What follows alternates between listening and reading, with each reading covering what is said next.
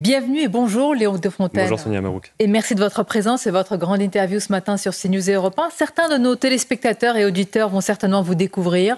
À 27 ans, vous êtes la tête de liste communiste aux élections européennes. On va bien sûr largement parler de ces scrutins. Mais tout d'abord, dans l'actualité, Léon Defontaine, 4 individus ont été mis en examen pour assassinat après la mort du jeune Chemseddine, passé à tabac à Viry-Châtillon. 3 d'entre eux ont déjà des antécédents.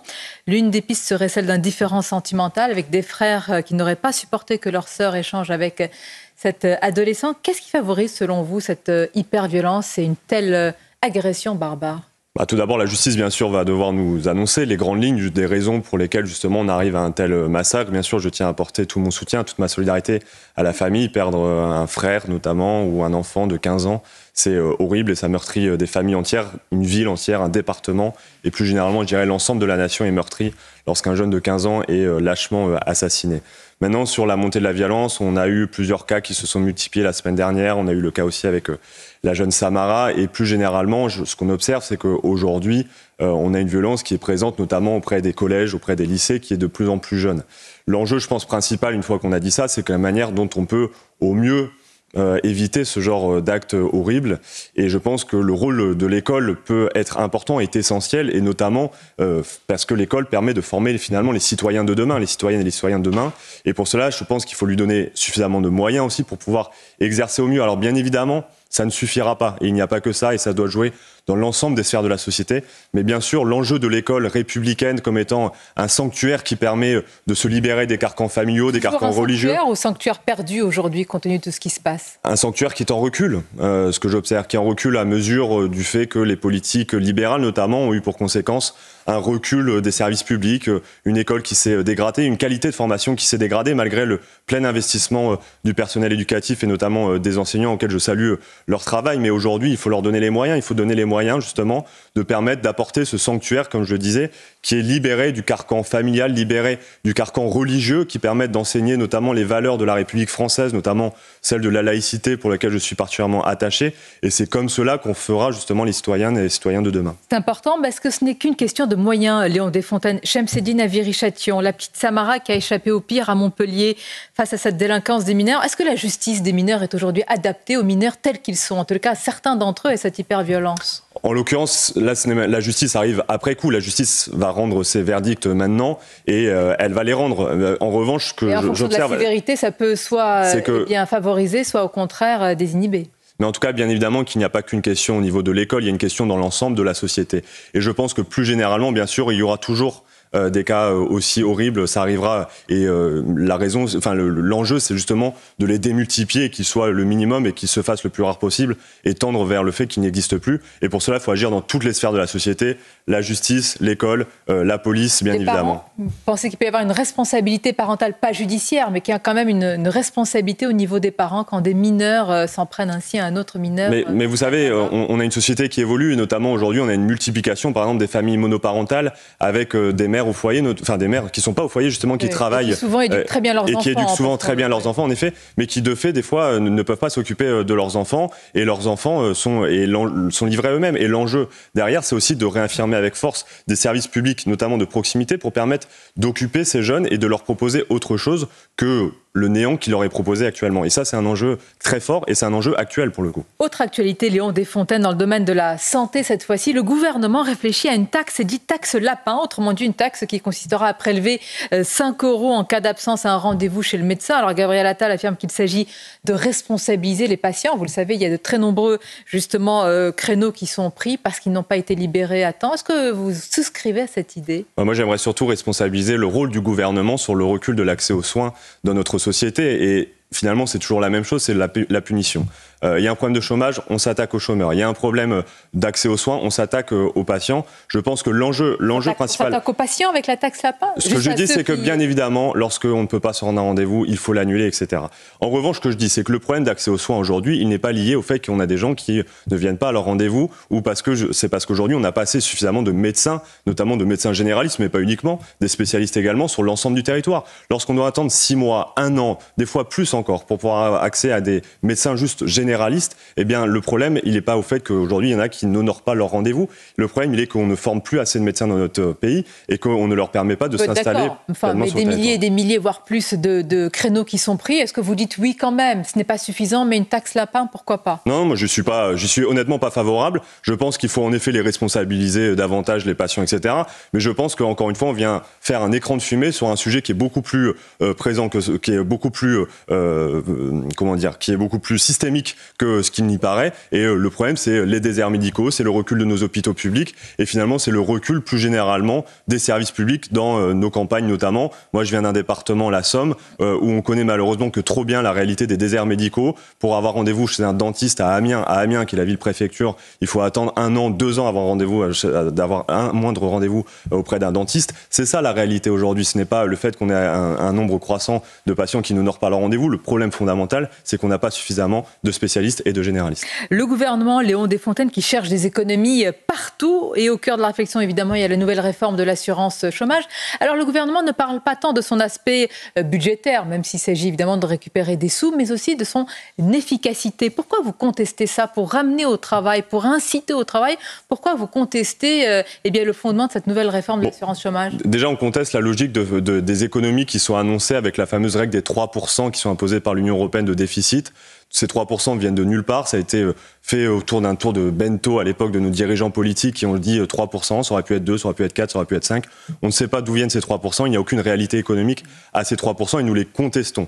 Nous les contestons ensuite par rapport aux économies qui sont faites à l'heure actuelle. Aux économies tout d'abord, déjà dans nos services publics, bien évidemment. Vous ne contestez pas les déficits qui sont réels quand même? Ah, ils sont réels. Oui. Mais ce qu'on dit aujourd'hui, c'est qu'on a besoin de faire davantage d'avances, que l'État a besoin de justement pouvoir s'endetter, non pas pour filer des aides aux entreprises sans aucune condition, mais pour permettre de développer notamment des services publics, des aides réelles aux entreprises qui soient conditionnées à la création d'emplois, à la formation, et notamment à destination davantage de nos petites et moyennes entreprises qui ont cruellement besoin d'aide, plus que les entreprises par exemple du CAC 40. Et sur l'assurance chômage, j'y viens vu que c'est la question que vous m'aviez posée. Sur l'assurance chômage, ce qu'on dit, c'est qu'aujourd'hui, on manque cruellement de travailleurs qualifiés, de travailleurs formés. L'assurance chômage devrait permettre d'offrir à l'ensemble des personnes en demandeur d'emploi des formations de qualité, des fois sur le temps un peu long, pour leur permettre justement d'occuper ces tâches qualifiées. Là, l'enjeu du gouvernement, c'est de continuer à essayer de gérer la misère et à contraindre, y compris des gens qui sont très diplômés, de contraindre d'accepter des emplois qui sont sous-diplômés. Sur le principe, est-ce que vous estimez, Léon Desfontaines, que le travail doit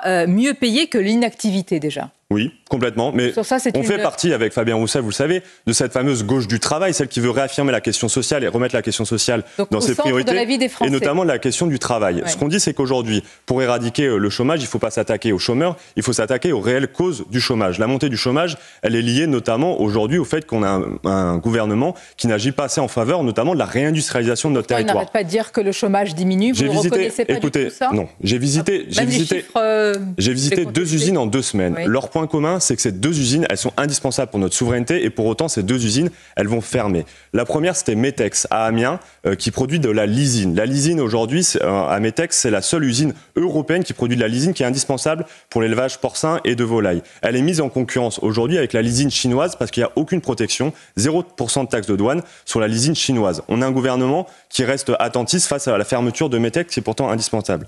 Deuxième boîte, c'est la boîte de Lacotel dans le Rhône qui produit de l'eau de Javel de la fameuse marque Lacroix notamment, qui est la seule usine aujourd'hui en France à produire de l'eau de Javel de cette marque-là. Elle va fermer, pourtant elle fait des bénéfices. Eh bien moi je le dis au gouvernement, agissez pour la réindustrialisation, à jouer pour la sauvegarde de notre tissu industriel, c'est indispensable parce qu'on a un gouvernement qui passe à longueur d'antenne pour dire il faut sauver nos industries, il faut sauver nos usines. La réalité c'est que c'est un gouvernement soit de menteurs, soit d'incompétents. Et ce qu'on dit c'est qu'il faut... Menteur ou incompétent pour vous? Mais bien sûr. Et vous choisissez? Mais sur l'industrie, un peu des deux probablement, en fonction des ministres. Et vous, monsieur Léon Desfontaines, vous dénoncez la politique d'austérité du gouvernement, mais la réalité c'est qu'il n'y a jamais eu autant de dépenses publiques en France.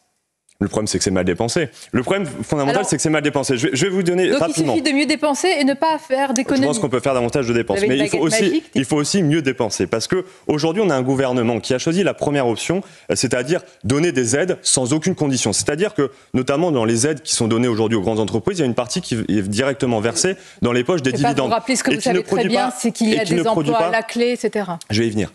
Et qui ne produit pas, du coup, de richesse sur le territoire. Nous préférons la deuxième option, un gouvernement qui soit en capacité en effet de faire des dépenses publiques, mais en faveur réellement de la création de richesses pour produire davantage dans notre territoire, produire davantage de services publics, notamment de proximité, mais aussi agir réellement en faveur de la réindustrialisation de nos territoires. Ce n'est pas le cas. On a une industrie qui est en recul. On a perdu, depuis qu'Emmanuel Macron est arrivé au pouvoir, 0,2% de production industrielle malgré l'ensemble des aides qui ont été attribuées.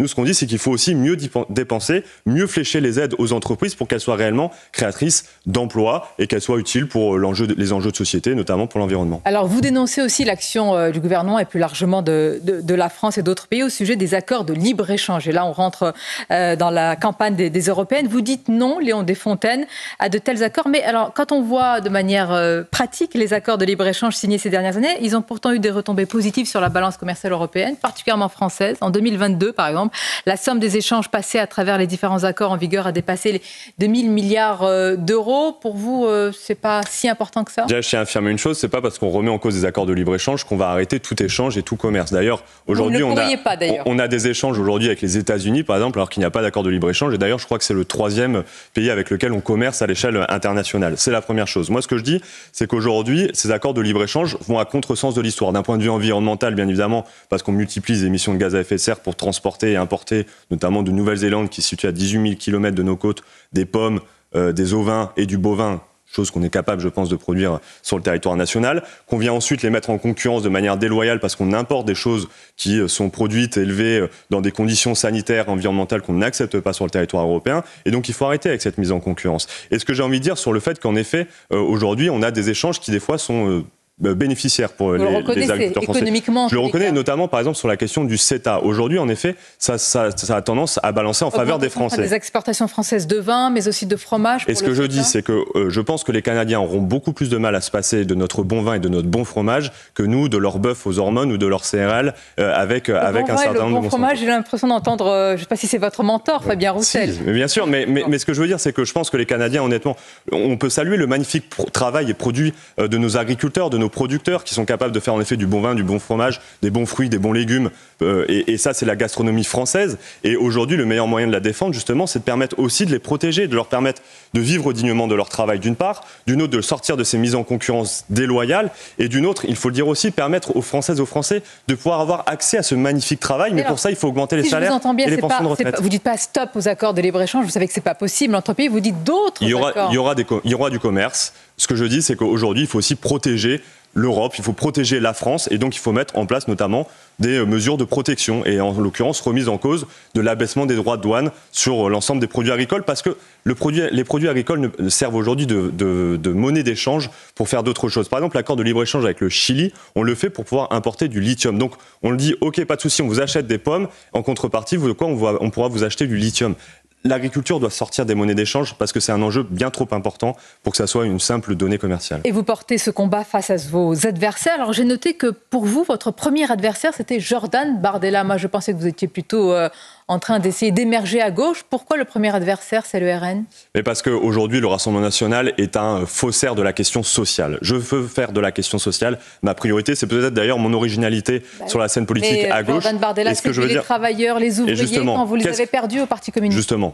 On est en train de reprendre la main sur ces sujets-là. Il y a du chemin, mais il y a de la détermination, ne vous inquiétez pas. Ce que je dis sur Jordan Bardella, c'est que c'est un faussaire de la question sociale, parce qu'il se dit défenseur des classes populaires, des classes moyennes, des travailleurs.